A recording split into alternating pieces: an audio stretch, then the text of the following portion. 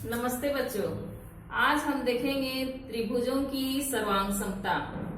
जब कोई दो चित्र एक ही आकार एवं माप का हो तो दोनों क्या कहलाता है? सर्वांग सम कहलाता है। जैसे ये पेन है, इसी के आकार का कोई पेन रहेगा तो क्या कहलाएगा? सर्वांग सम कहलाएगा। यदि ये दो हथेली हमारी है, एक दोनों हथेली को हम एक दूसरे के ऊपर रखते हैं तो क्या करता है? ये पूर्ण पेन एक दूसरे को ढक लेता है। तो इस तरह की हर आकृति एक दूसरे के सर्वांग सम कहलाती है। आगे हम देखेंगे त्रिभुजों की सर्वांग समता के लिए प्रतिबंध, conditions for congruence of two triangles. तो इसके लिए 4 प्रतिबंध है जिसके आधार पे हम तुलना करके देखते हैं कि दी गई त्रिभुज एक दूसरे के सर्वांग सम है कि नहीं है। पहला स्थिति है केस 1, भुजा भुजा भुजा, यानी साइड साइड साइड। शॉर्ट में साइड का है एस प्रतिबंध। दूसरा केस है भुजा कोण भुजा, side angle side, short form है एस। तीसरा स्थिति है कोण भुजा कोण, एंगल साइड एंगल ए। और चौथा प्रतिबंध है हमारा केस 4, समकोण कर्ण भुजा। समकोण को बोलते हैं राइट एंगल, कर्ण या हाइपोटेनस, और भुजा मतलब साइड, शॉर्ट फॉर्म है RHS। तो ये 4 केस है जिसके आधार पे हम देखेंगे कि त्रिभुज एक दूसरे के सर्वांग सम होते हैं। सबसे पहला केस हम देखेंगे, दो त्रिभुज सर्वांग सम होते हैं यदि त्रिभुज की तीनों भुजाएं दूसरे त्रिभुज की क्रमशः तीनों भुजाओं के बराबर हो। यहाँ चित्र में हम देखेंगे एक त्रिभुज है ABC, जिसमें AB है 4 सेंटीमीटर, AC है 5 सेंटीमीटर और BC है 3 सेंटीमीटर। दूसरे त्रिभुज में हम देखेंगे DE है 4 सेंटीमीटर, DF है 5 सेंटीमीटर और EF है 3 सेंटीमीटर। तो हम दोनों को सर्वांग सम दिखाने के लिए क्या करेंगे? त्रिभुज ABC और त्रिभुज DEF में कौन कौन बराबर है? भुजा AB बराबर भुजा DE, भुजा AC बराबर भुजा DF और भुजा BC बराबर भुजा EF। तो हम देख रहे हैं कि यहाँ पहले त्रिभुज की तीनों भुजा दूसरे त्रिभुज की तीनों भुजाओं से अलग अलग बराबर है, यानी AB के बराबर है DE, AC के बराबर है DF और BC के बराबर है EF। तो हम कहेंगे कि त्रिभुज ABC सर्वांग सम है किसके? त्रिभुज DEF के।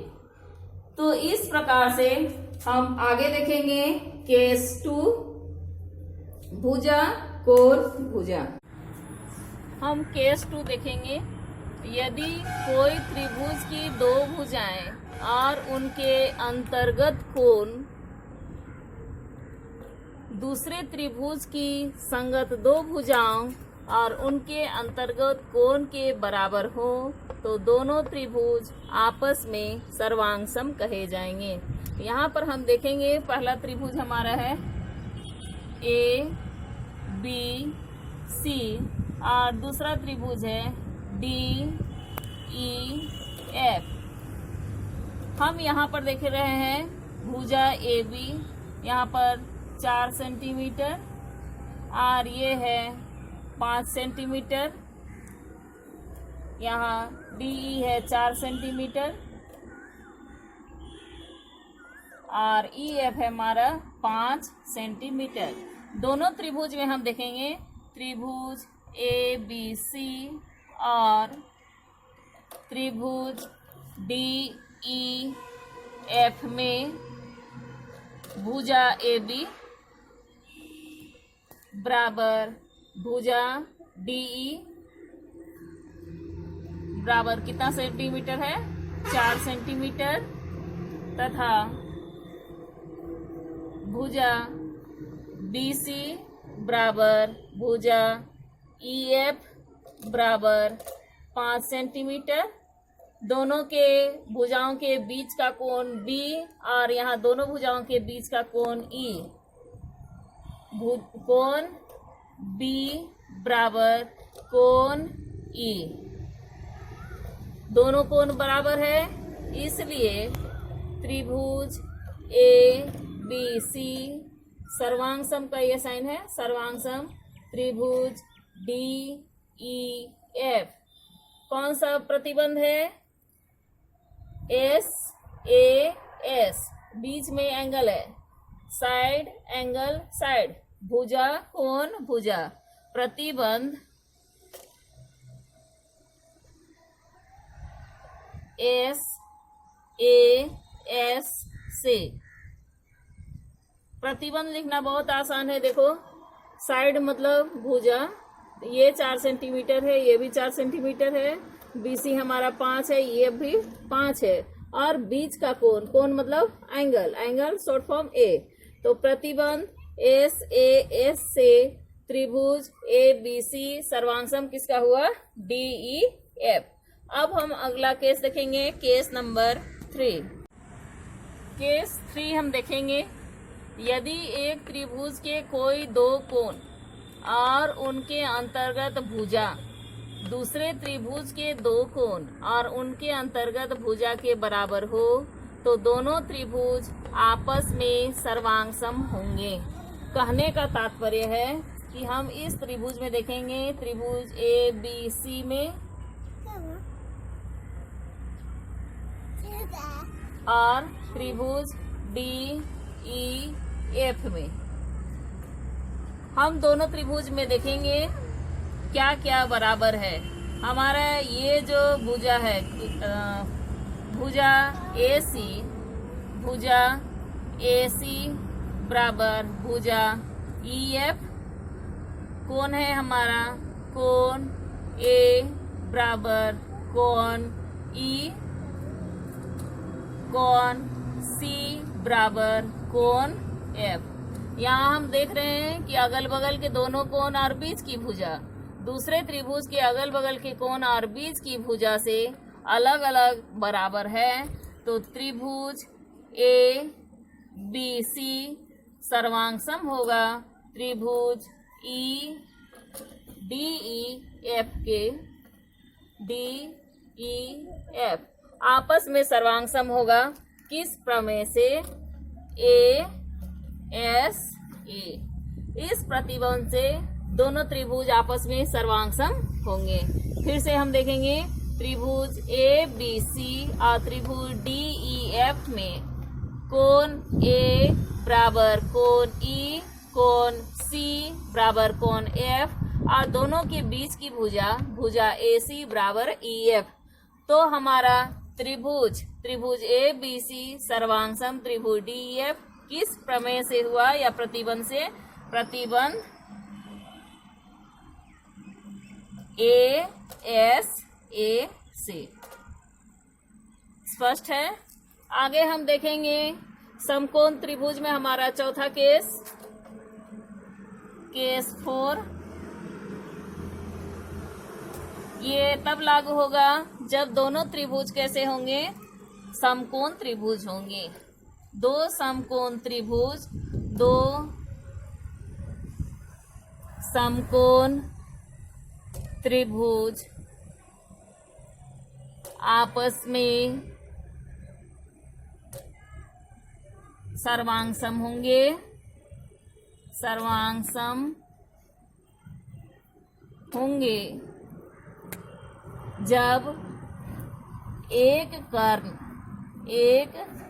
कर्ण और उसकी एक भुजा, त्रिभुज की एक भुजा आपस में बराबर होगी, आपस में बराबर होंगे।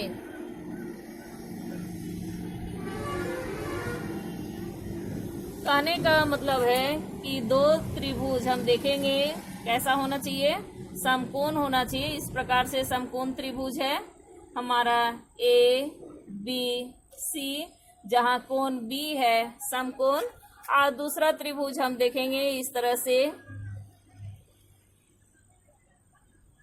डी ई एफ, यहाँ कोण ई है हमारा समकोण, कर्ण है ए सी और यहाँ कर्ण है डी एफ।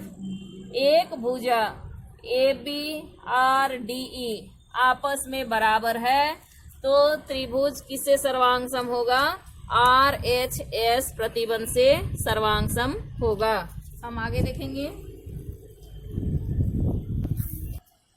त्रिभुज ए बी सी तथा त्रिभुज डी ई एफ में हम देखे कोण बी बराबर कोण ई कैसा है, समकोण है 90 डिग्री। ए बी भुजा ए बी बराबर भुजा डी ई। अगला इसमें कर्ण है ए सी बराबर, इसमें कर्ण कौन सा है, डी एफ। तो समकोण त्रिभुज, दोनों समकोण त्रिभुज है। तो समकोण त्रिभुज में अगर त्रिभुज का कर्ण और एक भुजा दूसरे त्रिभुज के कर्ण और एक भुजा से बराबर होगा, तो दोनों त्रिभुज, यहाँ कौन कौन दोनों त्रिभुज है, ए बी सी और डी ई एफ।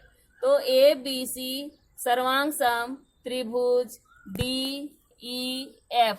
प्रतिबंध कौन सा है, आर एच एस, प्रतिबंध आर एच एस से। तो इस प्रकार से हमने आज सर्वांगसमता के 4 प्रतिबंध देखे। फिर से एक बार हम उसको देखते हैं। तो सबसे पहला प्रतिबंध हमारा कौन था, एस एस एस, यानी दो त्रिभुज तब सर्वांगसम होंगे जब पहले त्रिभुज की तीनों भुजा दूसरे त्रिभुज की तीनों संगत भुजाओं से आपस में बराबर होगा। तो दोनों त्रिभुज एस एस एस प्रतिबंध से सर्वांगसम होंगे। दूसरा हमने देखा एस ए एस, दो त्रिभुज तब सर्वांगसम होंगे जब दो भुजा और उसके बीच का कोण दूसरे त्रिभुज की दो भुजाओं और उसके बीच के कोण के बराबर हो, तो त्रिभुज एस ए एस प्रतिबंध से सर्वांगसम होंगे। तीसरा हमने क्या देखा, ए एस ए, यानी दो त्रिभुज तब सर्वांगसम होंगे जब दो कोण और उसके बीच की भुजा दूसरे त्रिभुज के दो कोण और बीच की भुजा के बराबर हो, तो त्रिभुज ए एस ए प्रतिबंध से सर्वांगसम होगा। और चौथा हमारा प्रतिबंध था आर एच एस। ये तब लागू होगा जब दोनों कोण कैसे होंगे, समकोण होंगे।